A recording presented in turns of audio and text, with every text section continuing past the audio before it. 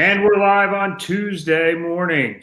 Once again, I'm joined by my internet personality and co-host, Beef Stew, two-time titleist, 17-time Weber Cup member, and one-time member of Team England, and a diehard Liverpool fan.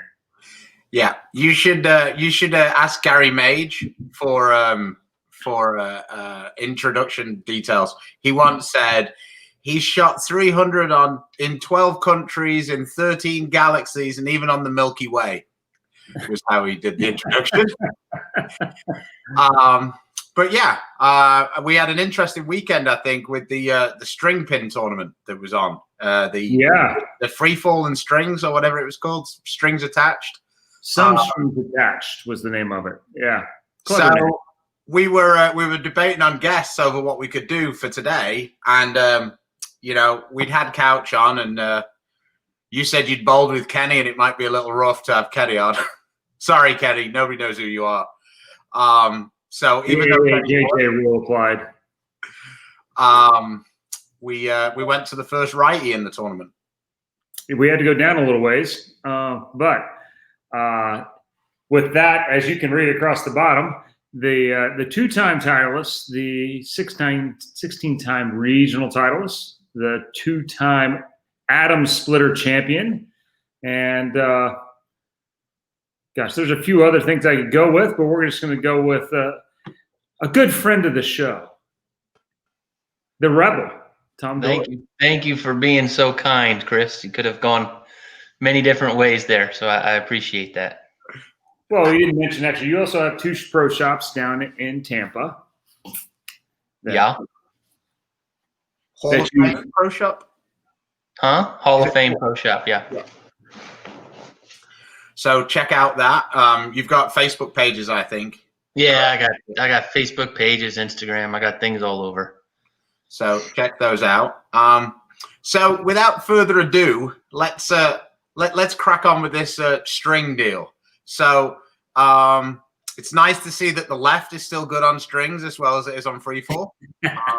Yeah, I don't think that had anything to do with the strings, but John Huff, the tournament director, sent me the pattern when he posted it, I don't know, a week before, and the first question I asked him was how many lefties were bowling, and he listed them all, and I said, well, I could beat half of them, so maybe I'll still come down. So yeah. I kind of knew what I was getting into when I shoot up, so I didn't know it was going to be that bad.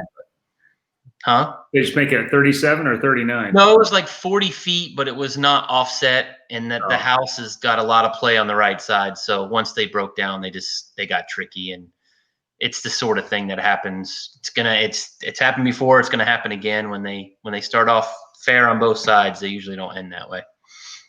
Now we got our first alternative lifestyle comment today. Good. Somebody looking at my plants.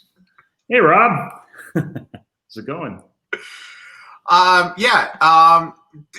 was the weirdest thing that happened to you? We saw Bowler's Journal tweeted out a few odd hits. Verity Crawley sped the 4-9, looking like she threw it like Oscar circa 2005. So what was the weirdest thing that happened to you? Nothing really weird happened to me personally. I saw a lot of weird things, but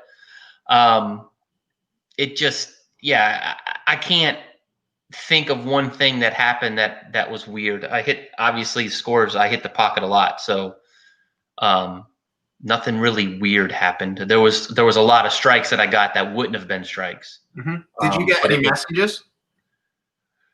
No, I didn't get any messengers. No, I didn't. I think the weirdest thing that I noticed, but it wasn't weird because it happened all the time, is it's almost impossible to wrap 10. Because as the pin goes around the 10 pin, the string either hits the pin or the string hits the string and the 10 pin falls. So it was weird at first, but it was so common that I don't classify that as weird. It was almost weird when you did wrap 10, because you're right. Like, well, how does that happen? Where does the pin and the string go to wrap it? So that was kind of more weird than actually, carrying a wrap 10, was seeing the wrap 10 there, because it was so uncommon. Did you find yourself, because I know that you're quite analytical with it. Did you see yourself like trying to get different, like adjusting what your eyes were seeing going through the pins, like as you were bowling, or did you not really bowl enough games for that? No, I had a good look pretty much the whole time. I had one bad game in the qualifying, and it was on the actual free fall pin. So as far as my scores on the thing, they were so high that the ball went through the pins the right way. I didn't see any deviation of the ball going through the pins the right way. It's just the way the pins fell themselves. Okay, that's interesting. You got any questions for it, Chris? Well, I've seen a few things with them, but I actually was watching some footage of it, and I thought I knew there were two sides of it, and I watched, I don't know, 8, 9, 10 frames or different shots go through before I realized that wasn't the free fall side. Right. So, yeah. If you're not, flush shots look like flush shots. It's yes. And I funny. guess the best way I can describe it was there was really no bad breaks. Like there's no way to get a bad break. So again, a wrap 10 might be a bad break, or a stone 8, which I never saw one of those. There's no bad breaks. It's only good breaks in string pin bowling, you're not going to really see something other than the spare shooting. You're not going to see something that stands out and go, wow, what was that? Because the pins can kind of fall and you don't even notice the strings. But there's just no bad breaks in string bowling. Edition, a little bit interesting. We tried to pull up some. I've heard there was a couple. I heard Couch had one funny one. I think there was a lot of funny strikes. The funniest things was the spare shooting, because the pins, it's like Oscu, like Stu said, it's like Oscu shoots every single spare. I mean, where Matt Gasson shot the 2-4-10 and only hit the 4 pin and made it with ease. And I mean, it's stuff like that that's kind of weird. It was funny for me to watch, because your experience with string pins was completely the opposite of my experience when I bowled in Calderon's place, and he's got different machines. And I came away from Calderon's thing of, wow, string pins might be the answer, like to saving the game, so to speak. Yeah, at Calderon's place, it is way harder to strike. If you don't hit like flush, it doesn't carry at all. This was the percentage of strikes, and unfortunately, they did a scoring preview of the two, and I mean, it doesn't tell the whole story. The scoring pace was about the same, but it definitely doesn't tell the whole story.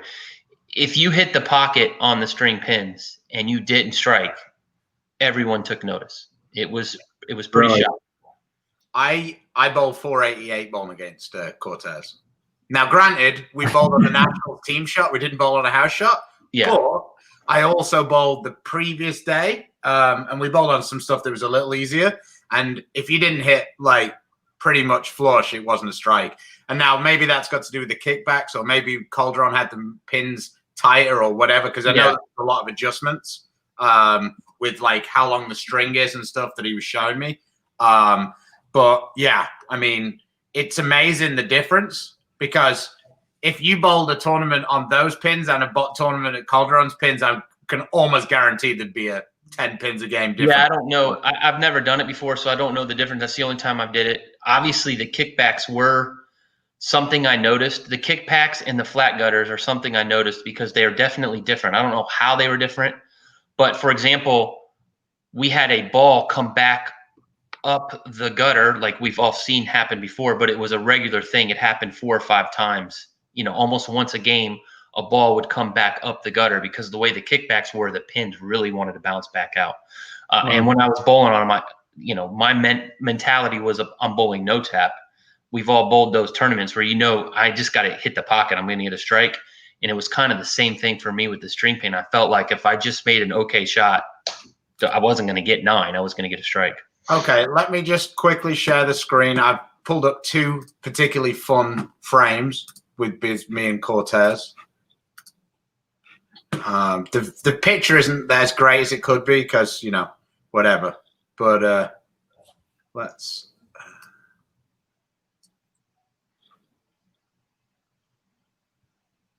Yeah, that was the 9-10. That was the 7-8.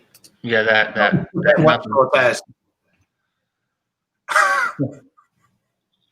Straight in the gutter. Didn't even think about getting out of the gutter with that one. Yeah, no, there was none of that. And His that's look a little different than these this weekend, and I don't know if they're the same machines or not. no, it's different machines. There's. I was talking to Calderon about it just briefly. That I think there's 3 different machines, right now. So he had the 300 machine, I think it's called, and then the Brunswick do a machine, and then AMF do a machine. So yeah, I mean, this is the one that I found from earlier that was somewhat. We'll see if I can get it up here because I'm so good at this. I'm waiting for people to start coming in and trolling me because I've been getting a hard time about this performance against Cortez when Cortez is like, oh yeah, we'll bowl. And the only thing they'd laid down the previous day was the house shot. And then he had like the Nationals pattern with 3 urethane balls on the rack. It was sweet.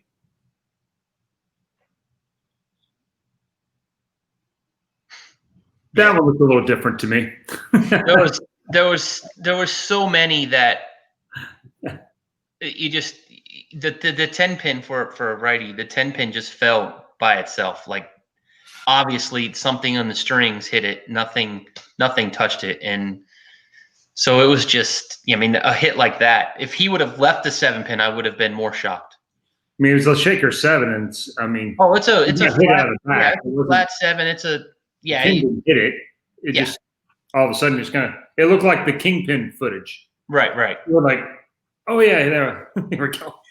Verity posted a couple of videos. She said that like it was a little difficult to determine what you'd left on some occasions. That was actually in the match against me in the step ladder.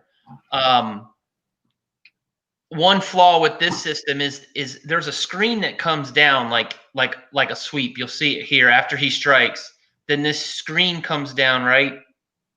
Well, that they had him turn it off, but the screen comes down. But as the screen comes down, the pins that are standing all fall because I guess it has to do with the strings and how it works. So the pins would all fall. So if you were watching something and you were getting late pinfall, it was hard to determine what pins actually fell and then what pins fell because of the strings moving. So if it does it here, it's hard to see because they turn the lights off. But if maybe in the slow-mo, as that screen comes down, the 3-6 may fall over. Right, I see what you're saying. Wow, see, now it only set 1 pin up, but he had 2 3 pin, but it looked like the 6 was there. Right, and it was there. And so the same thing happened with Verity. So then you have this discussion of did she leave the 2-4-10 or did she just leave the 2-4? Because the 10 did fall, but did it fall because the strings were resetting, or it's not a good system for tournament play. There's too many variables. Foolproof yet. No, it's not foolproof. It's a phenomenal system for open play, fun bowling. It's phenomenal. You don't have any dead wood. You don't have any problems. But as far as tournament play, there's just too many variables. So it's almost like the lounge scenario. Like, yeah, I mean, if Red Rock had it in that one. I mean, there's a hit right there where all the pins just went off the thing. And my biggest, we actually all 48 bowlers got to fill out a questionnaire. I guess this is why they had the tournament, to get data and get in. And two of the questions was on a scale of 1 to 10, how much fun did you have? And on a scale of 1 to 10, how similar is the pinfall? I believe the majority of the field put 0 or 1 as the similarity of pinfalls. That seemed to be the few people I talked to that seemed to be the census. And then as far as fun, I thought it was a blast, fun wise. Yeah. But I would never want to bowl for money on a regular basis on it, because it is, and let's face it, I reap the benefits as some other players, but I feel like the biggest problem with our sport right now is the difference between the Belmos of the world and the Chris Barnes of the world. The power bowling as far as the shot making. And I'm not saying Belmo isn't a shot maker, but the gap just seems to be widening with technology and everything between power and shot making. And this makes it absolutely even worse, as opposed to trying to narrow the gap between power and shot making. This widens the gap because the harder you can throw it and the more power you have, the more those pins go flying. And so like we were laughing about it, those machines that Mike had was completely the opposite. Like if you didn't throw a high flush shot, it didn't strike. So it's funny that like. But if Oscu threw it 40 miles an hour at the head pin, you don't think that? I know, for example, the machines we bowled on, if Oscu just threw it straight at the head pin, he would strike 99% of the time. Yeah, and that's what I'm saying. That's what I find so amazing, that the two string pin machines could be so drastically different. I felt like, anyway, like, you know, I watched Tina bowl and I watched me bowl and I watched one of my friends bowl, and like really there wasn't like a huge difference in the, like, we maybe had just a little bit less of the head pin we could hit, but it wasn't like it was normal, like where there's a, like you're saying, a huge gap. And then I watched you guys bowl and I'm like, holy shit, they only have to hit the head pin and it's a strike. So yeah, no, the harder you threw it, the better. The harder you threw it, the more the pins went flying. So these pin setters, what we're saying, are a lot like the difference between twisters and regular pins as well. I guess. So, I guess. Let's go to the comments. We got quite a few in here to catch up. The first thing is, why are there string machines? Are they cheaper? Yes, they are cheaper. They're just coming to the U.S., but as Stu knows, in Europe, they're becoming a very common thing. The way of maintenance as well. You have to have less skills to be able to fix them. Let's see. Whoop, sorry. No worries. Fire back in wherever you had that. I always found string pins got tied up together. It was a huge pain waiting for it to be fixed. Yeah, I mean, I didn't notice that. I think it happened a couple times, but the amount of calls were so far less than anything that the few times that they did get tanked. I think I saw it twice in 8 games, so it wasn't a big deal. From what Mike told me, it was a little bit to do with how tight you had the strings, I guess. The looser you had the strings, the more likely they were to tangle up.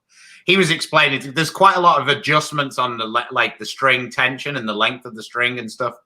Yeah, that was Tom is the most fun teammate on the Atom Splitters, and who's the diva? The biggest diva was obvious. That was always AJ Johnson. There was no doubt with that one. But Jesper is the most. He's the happy-go-lucky. Yeah, he doesn't care about anything. I mean, he doesn't care. Sometimes you have to tap him on the shoulder and tell him it's his turn. He doesn't care. The first year, he literally didn't say anything. No, but we also put him in the 10 hole, and he admittedly was not happy with us, so he didn't want to be there. That's for sure. He was not being humble, but he actually just didn't want to bowl there. No, he just was not comfortable bowling there. So, and he admitted to it afterwards, and we fixed the problem. Yeah, you're the only team who's got a lefty who has to play leadoff. Yeah. Hey. Yeah, and strikes more than everybody else at the same time. It's cool, but it's a little early for the JD. So, this guy a friend of yours, or? I was thinking a friend of yours. I don't know. I don't know the guy. I wouldn't be friends with a guy that looked like that. So this isn't really at Tom. This is just Adam's bored and he wants me to respond to Dougie. So Dougie, bro, I'm not gonna fly up to New York to take $100 off you. New Jersey, wherever you want. Like, you beat Kyle in the best of 3 when he was drunk. Sorry, Dougie. Come down to Texas, I'll bowl you. Hey, I'm a Dougie fan. I don't ever give a shout out. I've never met the guy, but I'm a big Dougie fan. I like what he does. I think it's great. I think it's fun to watch. I was laughing the other day. I said I thought I'd had career lows this year. Then Dougie called me out on Dougie Vision. It was, I don't know. That's probably not a compliment. and then Dougie beat Kyle at the end of the night. So now Dougie's chirping, I beat Pete Weber, I beat Kyle. So now he wants me to bowl him. He does know you don't drink, right? Yeah. I don't know whether he knows that or not. Yeah. That will change. That will change the schedule time of your match. Yeah. 2:30 in the morning after Kyle's bowled 2 best of 7s and won them both. and he's a couple of shots in. He's lubricated well. There you go. He wants to bring the party to Texas. Get a center. I like that. You need to talk to Dino. Dino's the tournament organizer. He'll fight for you matches. Adam says what Dougie is doing is great for the sport. Yep, it is definitely entertaining, that's for sure. Getting people out and bowling any way, shape, or form is the way forward. What do we think about the Longview doubles? I don't know. I haven't bowled it yet, but it's a standard 3-game total pin double elimination format. It's one of the better formats around. Yeah, I guess it depends if you're if you're the poor guy who ends up shooting like, your team shoots 1,400 and loses, and then the next pair of team shoots 1,123. Then it's in that place that's why it's much better to bowl on the pair you're bowling on and not bowling against the field. But yeah, I mean it's a great amateur format. It's not a format I would prefer on tour a whole lot, but I mean it's basically the Masters format and the doubles. So. Here's an interesting one from somebody who is in a different sport. Tom's probably good to answer this because he's been at the show. Ray says, thoughts on spectatorless TV shows. Never realized how much the spectators in bowling added to the show until those recent ones without them. What did you think of it? Do you think it was a bit weird or? I was at gimmick type shows, the whatever the derby thing was and stuff like that. So it wasn't actually like one-on-one real bowling. So I haven't been a part of that. I know as watching it on TV, it's definitely not the same. The World Championship was weird. Yeah, that looked kind of weird. And then what they just had on kind of looked, but I mean, it's like watching baseball games now. It's kind of just weird. Yeah, I've watched a lot of the Premier League because they had to play like I think 8 weeks. And everybody mocks it, but once they started putting the crowd noise in to the commentary, it was so much better. Yeah. When they played it without. So I think that the baseball, they've got to experiment a little bit with how high they want it or not want it and whatever. And then, because I guess they were saying at Dodger Stadium, they had like the pretty advanced one. They were actually doing it in the game. Too loud. Yeah. I heard it was too loud, yeah. And like I guess the batters were asking them to turn it up, and the pitchers were like, "Are you serious?" So it was like they were having almost a row between the players over how loud it should be. As far as being there, it definitely looks weirder on TV. As far as being there, I don't know. I didn't really notice that there wasn't a crowd. I guess I can't speak for the bowlers, but as far as I was just in tune with watching the bowling. And I guess maybe because I was a spectator at that point that I didn't notice that there wasn't spectators. I was just watching the bowling. But as far as the bowlers go, I think after a while, even when there is an audience, you kind of tune it out once you get going anyway. With the exceptions of Bayside, you kind of tune it out and then you bowl. So I guess once you get through the first couple frames, it's probably the same thing. Yeah. I mean, you were too busy telling Sean, hurry up. Yeah, run. Do something. Masters. I was trying. Yeah, I don't know what I was trying to do. Whatever he was doing wasn't working. So I was watching him, and I'm like, he literally isn't going to throw as many shots as Simonson got strikes. No, go. If there's an event that Sean Maldonado was not built for, it is definitely that event because it just takes him too long to get from A to B. It was brutal to watch. Look at where he was stood. I'm like, Sean, just pick the ball up and go. No, and then we practiced. I kind of gave him some pointers of trying to speed things up, and he would do it in practice. But I guess, once the lights came on, he totally forgot exactly everything we worked on, and he went back to taking these little baby steps. It was bad. Oh my God! I was watching him, and he was like lining himself up, and I'm like, go. Yeah, and I bet on him with the Fox bet thing too. So I don't want to talk about it. It was a bad weekend for me. It was funny. Wow. Yeah, it was funny. I thought that was a fun event. My wife says I've got to stop giving Prather a hard time because I keep giving him a hard time because Prather keeps doing interviews and saying things like, yeah, I really feel like my strategy was better. How was your strategy better? You threw half as many strikes as Simonson threw. You just happened to get him in the one round. How can you fault this winner? You can't fault the winner's strategy, Stu. That's the Wichita State strategy right there. You just always thinking. I'm just like, I would be like crediting the fact that he got the voodoo on Simonson to only throw 6 strikes. That was more impressive than his tactics for winning. Simonson was probably tired.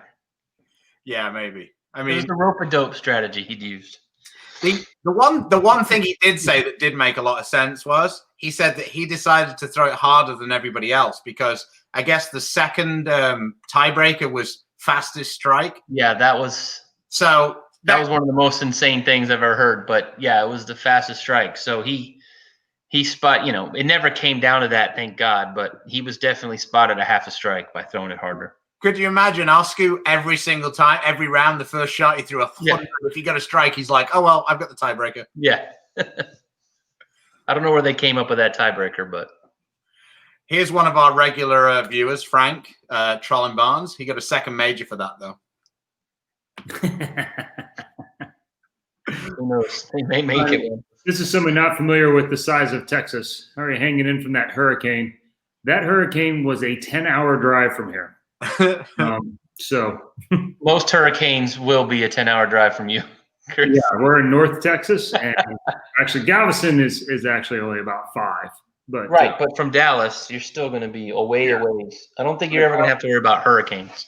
So Love Jones says, does Prather have more titles than Stu? He actually does, but he hasn't won more titles. He just got given a 3rd one. So we'll go with that. The fact is he's made way more money than I have, and that's the only thing that I care about. So,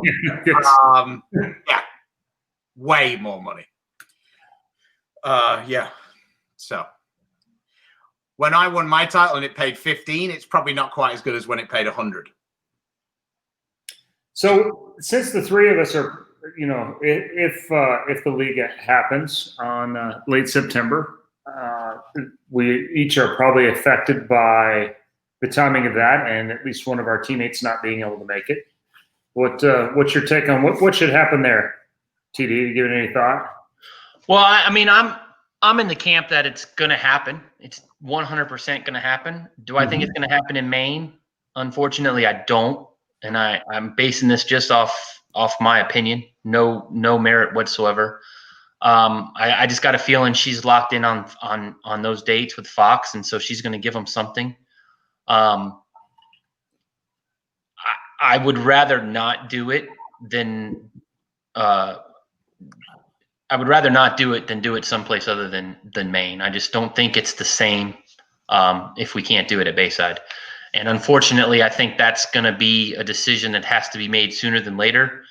The Northeast isn't one of the best places for everyone to get to right now. I know I don't want to go somewhere where I have to quarantine for 2 weeks coming from Florida. So I could see it being at Jupiter, Florida. Obviously for me, it's a 2-hour drive away, and that would be a positive, but I would rather not do it if we had to move it from Bayside, and I just don't see how it's going to happen. But maybe it does, and I hope to God it does, but I just see us doing it with no fans and giving Fox something to bowl, and I think that's going to be awful. Yeah, I do think Maine is one of the reasons why, much like the playoffs, I think one of the reasons why it had so much attention and felt like it was such a big deal was because of the fans. And to have it either in Maine without fans or somewhere else without fans will be a different experience. We'll have to. It won't be as much fun for us, and I feel sorry for all the new bowlers if that's their one experience to do it, and not get the full experience. It's just not the same. You can't even describe it. So, the one thing I would say is, I think that's, from my point of view, the least important event for like worrying about the competitive advantages and disadvantages. So like, I think that the World Series tournaments that we're trying to figure out when we can bowl, I just don't see a scenario that we should be able to bowl those if the guys can't bowl. Well, I agree with that. I mean, Chameleon, for example, there's 5 guys who can't get here at the minute.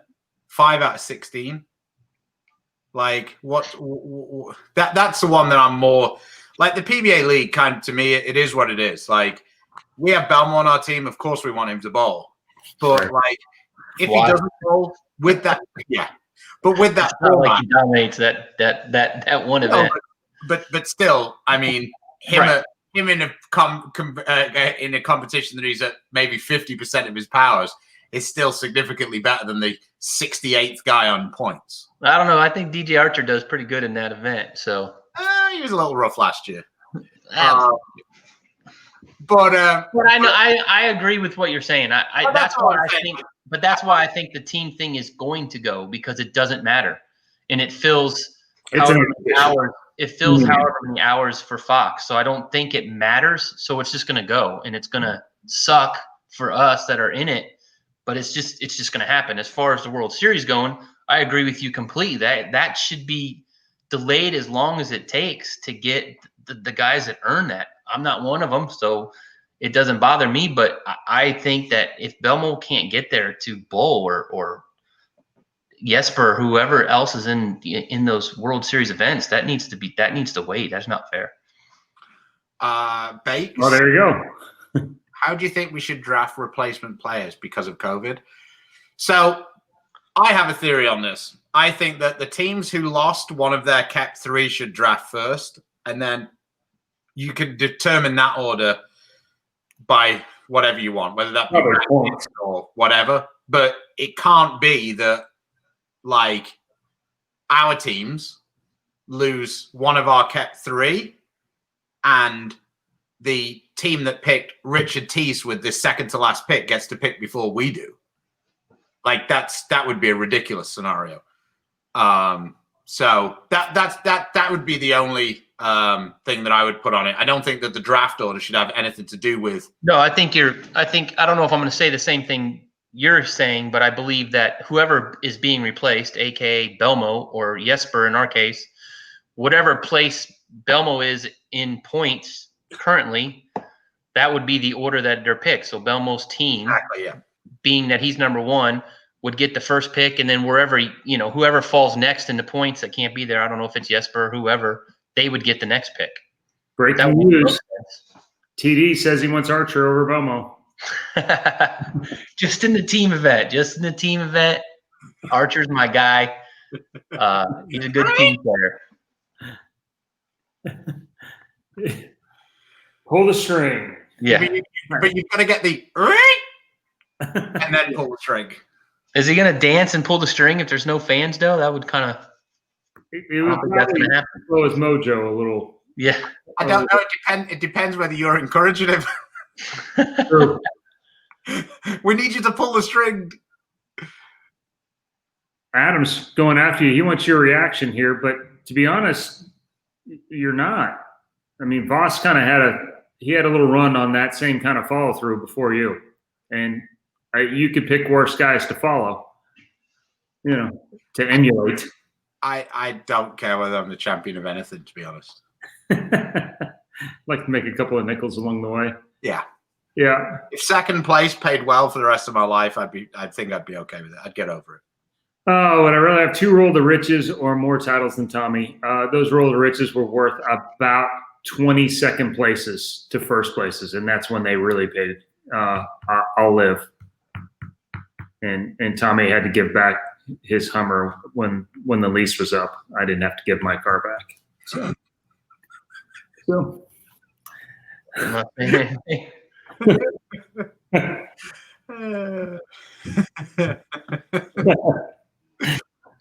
See, the question is was that related to Roll to Riches or something else? Some other life choices. Who knows? Tom, my favorite. I think once you have 19 titles, I'd rather take the $450,000 or $500,000 you won in Roll to Riches before I get my 20th title. Well, and as much as I guess people remember the titles and judge better or worse by that, the bank account is the part that we're actually, that's Correct. how we're. Again, well, like I said, especially once you get to 19, I mean, it gets to a point where. Yeah, it is different when it's 1. Right. 1 to 2 is the big number, really, for most. Right. And, 0 to 1 is a big number. 1 to 2 is a big number, and then probably 9 to 10 is the big number. But then after that, it's like, does it? Until you're going to catch Walter, does it really matter? yeah, I had my own come to Jesus moment in my, my 7th, 8th year. Like, there's no way I'll ever bowl enough tournaments to catch him, and that's if I actually do start winning. Right. So Derek's favorite match is when you beat Belmonte and you yelled, "He can't beat me." That was fun. I can't that way. Do you still feel that way? Huh?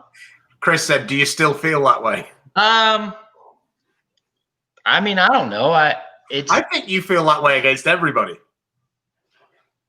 No, Mika. I don't feel like I can beat Mika. I think you can probably take him now. Yeah. I don't. Good thing you retired him. Yeah. Good thing he. Well, yeah.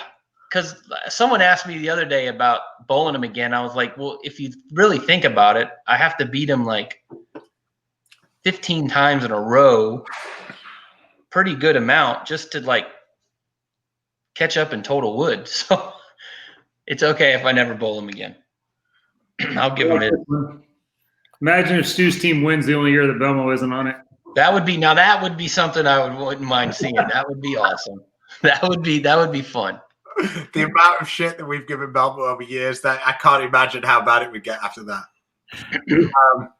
It's worth it. It's about the only thing any of us would have on him, but it would be worth it. That's it. Yeah, that's all we can get. I mean, we're never going to be able to get anything else on him. So we got to keep this one thing going. So we don't ever want him to win this event. I don't ever want to lose, but if we have to lose, let's make it to them. Yeah, this one time. Yeah. We've got a great question coming in. Who would win in a strike derby between Baldy and Mike Martell? I'm picking anybody against Maldonado. I saw it with my own eyes. I'm picking anybody. I don't care. Listen, I thought Prather was a slow bowler, and he won the thing. So, hello, Maldy might have given him a game. Well, yeah, the Sands of Time is the only winner there. I'm pretty sure. That's it's going to time that one on a sundial. I feel like I should answer this. What's a Twitch? I know what Twitch is. That's like for gamers, isn't it? Yeah, it's gamers and Darren Tang. Yeah. Me and Chris don't have enough hours in the day to do Twitch. Darren's on there at like 3 hours at a time. It's not hard to tell who's single and without a significant other. Or kids. Or a job, or kids, or responsibilities. Like I said, Rambo Ray, you don't see him on Twitch all the time now. Jason would be elected to the LAX mascot at that point.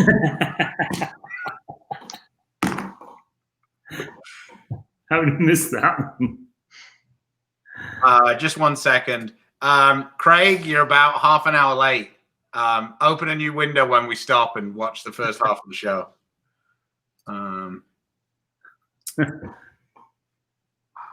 Oh, dear. So what do you think? Yeah, there you go. With Maldy and Mike Martell. See, the thing is Mike Martell would either get 0 or he'd have 100% strike percentage, because that's been his experiences on tour. He either strikes all the time or he doesn't strike at all. It's quite crazy. He put on, was it Cheetah that one night when all the lefties went crazy and he had the back-to-back 300s at the World Series? I think he bowled under the first night, and then he had back-to-back 300s and shot like. He went 100 under and then 300 over, and it wasn't enough to catch up. Yeah, 300 over for the last 4, I think it was. Yeah. And short still. He can strike, so no doubt about that. You never guess which ball he was using either. So is that what Kenny used this weekend? Kenny, I bowled with Kenny, and yes, he did use the purple hammer. And he plugged it and re-drilled it, and the plug work came out of, he moved it from a pin up to a pin down, or vice versa, whatever. Anyway, the old thumb hole was in the middle of his hand, and he plugged it in 2 stages, but he didn't do the second stage deep enough, so it actually popped out in like 4th game, 5th game. So he had like this huge 1.25 inch hole right in the middle of his thing that was only 1/8 of an inch deep. He didn't have a weight hole in the ball, so it didn't make the ball illegal.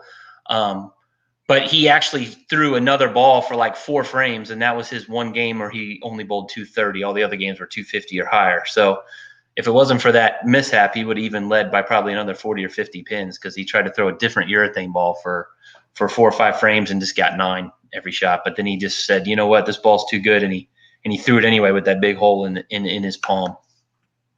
Yeah, I bowled with Kenny in the Nationals the one year. He basically carried us on his own, and that was without a purple.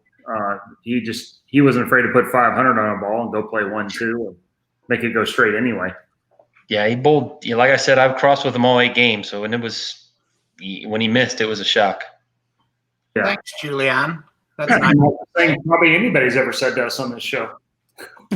Without actually doing it to troll us. You thought I was. She was sincere. Yeah, exactly. We're going to assume no sarcasm because we don't know you. And somebody hacked her account.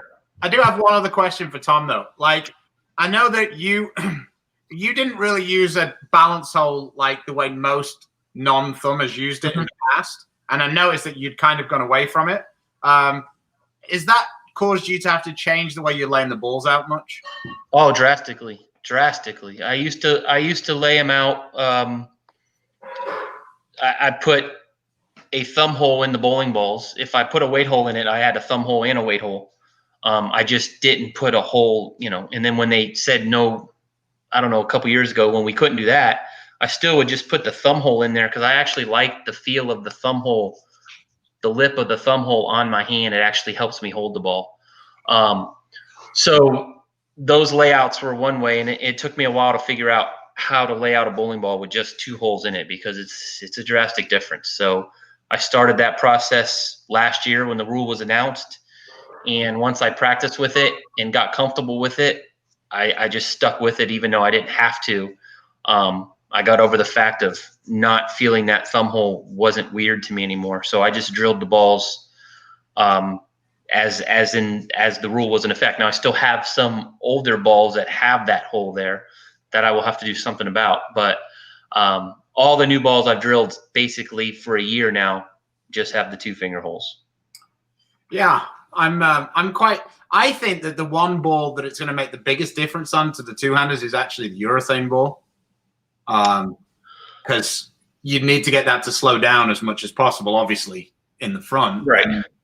So it'll be interesting to see how effective I'm sure they'll find a solution to it. But in general, I'm not going to tell them. I figured it out, but I definitely am not going to tell them. No, exactly. But also, you're not as speed dominant as those guys. Like, for example, Kyle has been actually bowling really well with the pitch black recently. I don't know whether the one he used the other day when he shot 299 had a hole or not, but it just seems like with the regular balls, because there's so much more flare, it's a bit easier to change the layout. Whereas in the urethanes, they tend to have less weight blocking them just in general. So yeah, well, what I noticed is, like you said, even with the reactive balls, when I would drill that 31-32nd hole, which was my thumb hole, it made the ball flare a lot. When I first started the experiment, I just put 2-finger holes in it and threw the ball, as in I was going to lay it out the same way as if I put that thumb hole in it, and the balls all went 60 feet. There was no flare in them whatsoever. That actual thumb hole made the balls flare so much more. So it's a big disadvantage not to have a weight hole, even if it's in the thumb hole situation. So it's definitely different, and there is some experimenting to get the balls to flare. Even the reactive balls, they won't flare if you just drill them how you would drill them if you were going to put a thumb hole in it. I think that's one key that a lot of people don't really, I guess, appreciate when they talk about it. Well, the one-handers don't have a balance hole. Well, I have 1.5 inch balance hole in every ball I drill. Correct.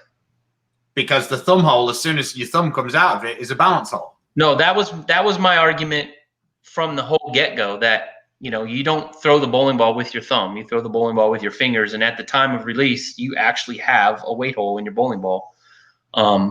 If you throw the ball properly, we all know your thumb clears, and then your fingers throw the bowling ball. So It is a big disadvantage. I understand why they did it, because there was guys manipulating the rules, so they had to do something. Unfortunately, I think there was a better way to do it, but that's I didn't get that call from Chad to ask for my intel, so it is what it is. But I think I've overcome it, but it's definitely different. I mean, it feels like one of my favorite phrases. This feels like just the deck chair off the back of the Titanic.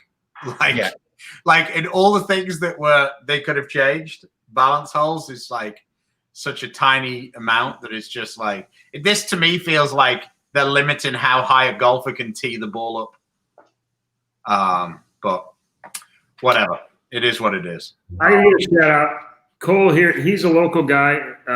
Actually, his wife used to help watch our kids when they were little, and he's shot 5 300s in the last 6 weeks. Wow, he's 58 last night with a brutal stone 9 in the 8th frame of the 3rd game. He went 279, 300, 279. But he wants to know what the favorite tour memory for each of you, and whether you would rather bowl in the States or overseas. Well, I mean, I like bowling in the States. I like the comfort of home. I do enjoy bowling overseas. Haven't had much success. I'm a big break-even guy when I go overseas, but I haven't done that much of it to worry about it that much. I don't know.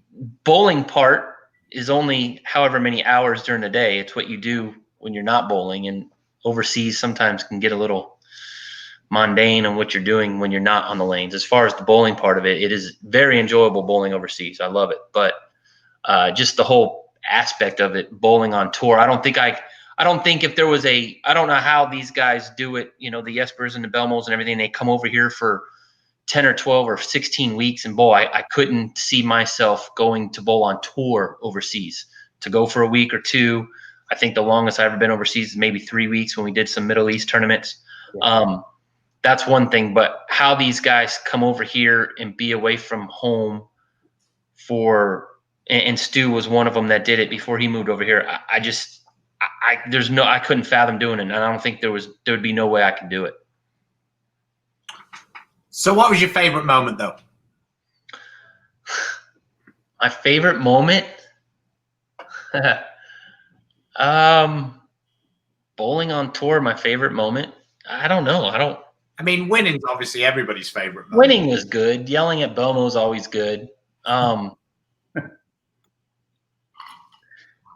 don't know. I have a lot of good memories of bowling on tour. I had a lot of fun when I first came out. Stu wasn't there. Barnes will tell you I sucked. So I had a lot of free time. I had a lot of fun bowling on tour, and so I had a lot of fun on tour. TD yelled at me. He yelled at me for not drafting the 1 year. Yeah. How could you draft those guys and not draft me? I said, I know, but what? And I understand your point of view, but I had flipped the switch to become a full-time bowler, but I hadn't shown that yet. Yeah. So, I didn't know you flipped the switch. I know nobody did. Nobody did. You were bowling part-time. I'm like, nobody did. I was still part-time back then. I bowled 3 tournaments a year before, and the one time I made TV, I bowled 100. So who would want me? That's what Tommy was saying. He was like, you need draft him. He's watching you in the region. You're winning everything. Right. You were the what's his name? Norm's draft pick. BJ Moore? Yeah, you were the BJ Moore before. Yeah. Well, to my defense, I feel good about it because I don't know if you guys remember, but I remember vividly. That was the year that I didn't get drafted. We bowled in Detroit, and we bowled a tournament, and the qualifying scores, we actually qualified for whatever. Yeah. And my replacement was Dick Allen that year.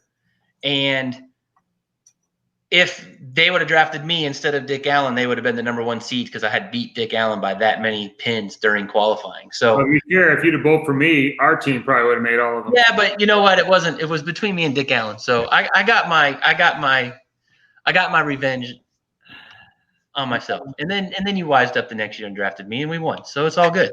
I think one of my favorite moments with you, though, was when you won your first title and you came onto the lanes and it was as if the Bowler's Journal was trolling you. Yeah. And they had that huge 100 banner at the end that said 100. Yeah. 100th year of the Bowler's Journal, and they were sponsoring was it Scorpion?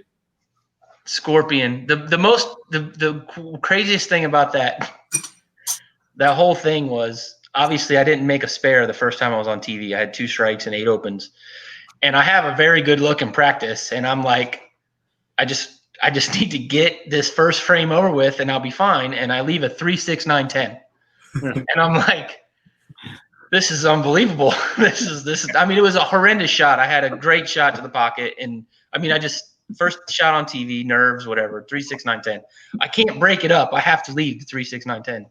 So I come off the lane, and I'm like, my spare ball, which at the time was an IQ Tour that had a thumb hole in it, because I could throw any ball for a spare ball. Whatever thumb hole felt the best, was nowhere to be found.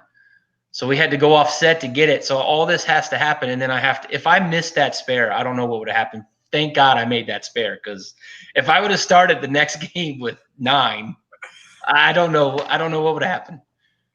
That's probably the biggest spare I've ever made in my life.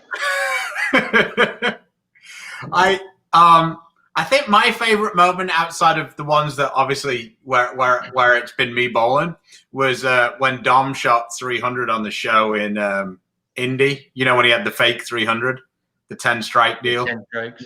Because we all it was just after, it was like the week after the TOC or everything, so we all had our suits. So I said to Martin and Oscu and Jesper, I was like, let's do the Japanese thing. Let's all go in our suits. So we did, and Sam got us like, we were like in the second row or whatever, right behind the bowlers. And we were sat next to Fagan's wife, because Fagan was on that show as well, Emily. And we were having a really good time, and we were laughing and whatever. And Dom gave Martin $100 to buy drinks. And when Dom came on, Emily screams over at Dom, "Hey, Dom, I'm thirsty." And Dom's going, "Martin's got the money." And Martin screams back at him, "That was over in the first ladies match." And that was about 4 matches previous to that one. So yeah, we had a pretty good time. And then Dom shot 300. It was funny because in the practice he shot about 6 or 8 strikes to finish as well. And we're just like, Dom's gonna shoot, like, he can't shoot less than 278 on this. And then sure enough, he bowled 300. But it was that was a pretty fun night though. Like the 4 of us were just sat there like cheering Dom on, and he had the music going, and we were at the darts with so yeah, that was one of the more fun times that we had for sure. Okay, well, I'm gonna address this one real quick. And my quick answer to, if Belmo used his thumb, would he be the best bowler in the world? And I'm gonna quickly answer no. He does throw it great. He would learn, I'm sure. Oh, does he mean like now? Yeah.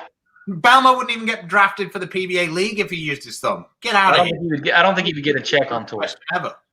Yeah, let's not be ridiculous. I mean, I can throw a left-handed too and make a spare, but that doesn't mean he can throw some quality shots. But yeah, I feel like I can throw the ball. I bowl with my thumb, meaning spares, and I have bowled regionals, and I have almost won a regional on Cheetah back before your thing. I used to use my thumb all the time on Cheetah. And I feel like I can throw it pretty good with my thumb, but if I got a check on tour, it would be an upset, because no. Like, if you want to talk about two-handers, Oscu is way better with his thumb in it than Belmo is. Like, yeah, it's fine. I honestly thought when he first wrote that, he meant if Belmo had started as a kid one-handed, would he? That was kind of the I thought. Yeah, that's totally different. It would be possible, but I believe that a lot we don't know that. I just think the best bowlers are always going to be the best bowlers. Like if Mark Roth played now, he wouldn't hook it as much as Belmo did, but he'd find a way to be a really good bowler. I think that's probably fair. Yes, but would Mark Roth be good throwing it two-handed? Probably not. Well, that body type would make it a little tougher. Yeah. Smoking the cigarette. I see. They're my favorite shows. The ones with Dick Weber, when he takes the drag of the cigarette and he leaves the cigarette on the fan, throws the shot, comes back and takes a drag in between, waiting for his ball to get back. They're the best. That's a different era right there. Yeah, just it's like when you watch the show Mad Men when they brought that back in and everyone was just smoking in the office and stuff. And it's like when you think about people used to smoke on planes. It's the most ridiculous thing in the world, isn't it? Like, can you imagine now being on a plane and people are just smoking away? Yeah. Like, when I first went overseas, that was still a deal. There was a cutoff. Like only the back half the plane could smoke. Yep, I remember the first time I was on a plane, they were allowed to smoke. I was in coach about 3 rows on the way to the Philippines in front of the chimneys. Yep, and there was a cloud. It was unbelievable. I remember that. But, yeah. Last question, then we're going to get back into our final segment. But do you feel the backup ball will become more utilized as it works? If you can do it, absolutely. I agree with. I don't know who said it, but the bowler of the future. I mean, for example, for me bowling this weekend, if Simonson was there, I mean, I was high righty by a lot, but I was 4th behind 3 lefties, and if you could have thrown a backup ball, there's just the transition just didn't exist. So I think the bowler of the future, the next great bowler that we have, is going to be able to throw it both ways and use his thumb and throw it straight at spares. Yeah, the biggest bitch, no matter your right hand or left hand, is the other side has the advantage. Always, and there's nothing you can do about it. It's never going to be fixed. And now you can. So, like, if you can, I mean, Ryan, I just talked to you yesterday. I appreciate the input. My son's 2-handed, and we're experimenting with drillings and some different things. And we were bowling, and we started on the house shot, game 1, sliding 35. Mm-hmm. So by game 4 or 5 in doubles and singles, they were pretty chopped up, and he went to the backup ball. He's not particularly good at it yet, but it was a legitimate option. Well, Simonson has done it. It's opened up to this. He's bowled for less than a year competitively. Right. 4 months, and he's pulling the trigger in the middle of a set because he watched Simonson do it. Right. Reset. And, I mean, it's a numbers game. You look at, whenever synthetic lanes came out, you remember wood lanes and the transition to synthetic lanes. Well, all those synthetic lanes are just getting older and older and older. So they're just getting worse and worse and worse on the right side due to the amount of games being played. So very much like wood these days. Yep. So, all right. Well, with that, it's time for 10 frames with the. I don't like the fact that Stewie backed up. And if you play poker, that's a sign of confidence that he's about to. This is Chris's segment. I don't get involved in this. This is Chris's segment. He's got the Ellen DeGeneres questions. He's good to go. It's literally the only thing that he doesn't do all of in this show. Okay. Is basically this. Yeah, that's why I'm just like. There is absolutely no doubt he's the brains of the operation. I bring definitely the spell check of the operation. Yeah, you know what? Just for that, we're gonna have a little commercial first. Okay. There you go. All right, 10 frames with the Rebel. Let's see. What's the craziest rumor you've heard about yourself? Craziest rumor that I've heard about myself? Yeah. That I secretly like Sean Rash. That's probably the craziest one.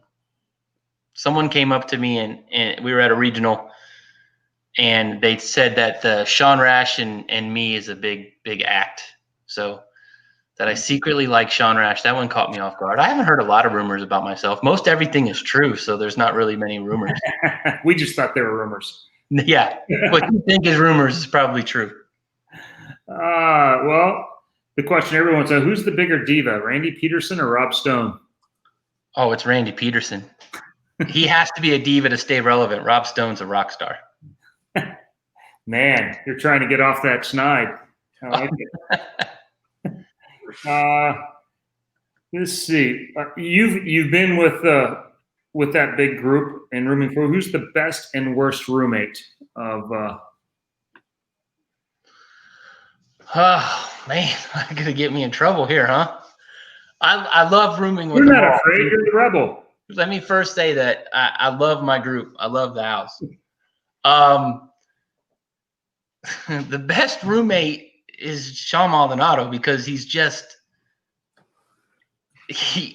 like, I don't know. He's the most fun I've ever had being with somebody. He's funny all the time, and he's he's so absent-minded that you just can't believe the things that he does. I mean, you just can't believe that that a human being could think like that. You may show up at a tournament with no equipment or book a flight to a tournament 2 days before it starts and it's been sold out for 2 months, and be at the airport when you tell them, Sean, you can't bowl. Delaware has been sold out for 2 months. Go home. So he's the most fun because you never know what you're going to get. But he's also the worst roommate to room with because he is so absent-minded. He doesn't care that he throws his stuff everywhere. He just doesn't. I don't know. He just doesn't think. So you gotta take the good with the bad. Dino, is it that version or is it the one after 6 beers where he's 7'2"? That took a little while to get used to, but I can control him now that I know that his punch isn't really that hard when he has the 6 drinks. I can go ahead and take the punches and not be mad at him. Dino's a lot of fun too, but Dino can get snoring sometimes to keep you up. But so between the two of them, it's a toss up. I love rooming with both of them. It's definitely a lot of fun. Let's see. One thing you've tried that you'll never try again. Oh man, we're in Orange County. Speaking of roommates, we're in Orange. What was it? Fountain Bowl, whatever we bowled out there in Orange County. Yeah. I will eat anything, and so Dino comes up with some harebrained ideas. Hey, let's go try this. He took me to this place, some Vietnamese or Filipino. I don't even know what it was. Dino could tell you, I ain't ever going back. That was the worst. It smelled like dead dog when you walked in, and the food didn't taste any better. It was terrible. So I got to be careful when I go out. When you're going out to eat with Dino, just be careful. All right. Let's see which one we had. The dumbest way you've hurt yourself. The dumbest way I've hurt. I pulled my hammy.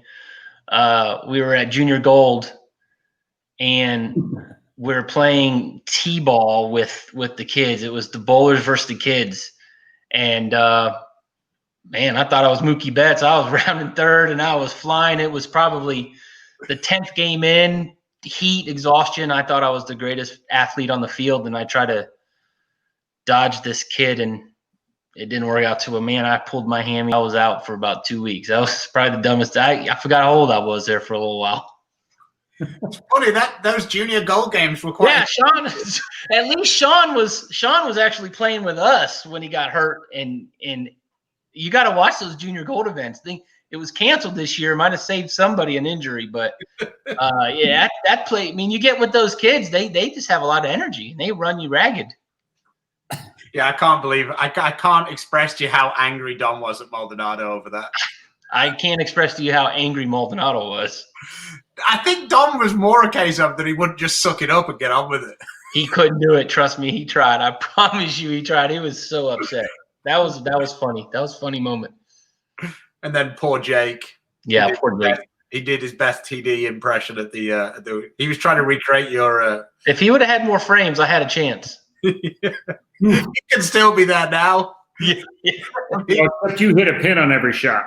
Yeah, well, I didn't get 9 either, so. Yeah, he just wanted the ground to eat him up by the time he went up for that 4th shot. Oh, poor guy. I was going to ask if you could give yourself your own nickname, but you did already, so I don't need to do that. There you go.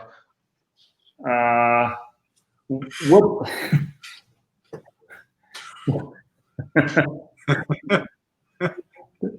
Speaking of Rebel, what's the most rebellious thing you did as a teenager? As a teenager? Yeah. Oh my God. It's going back a day. This is going back a long time. Well, you look young, so that's what we're going with.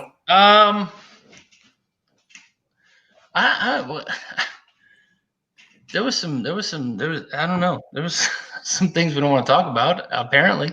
I don't know. Spent some time. I don't know. I've done some bad things, but it's all in good fun.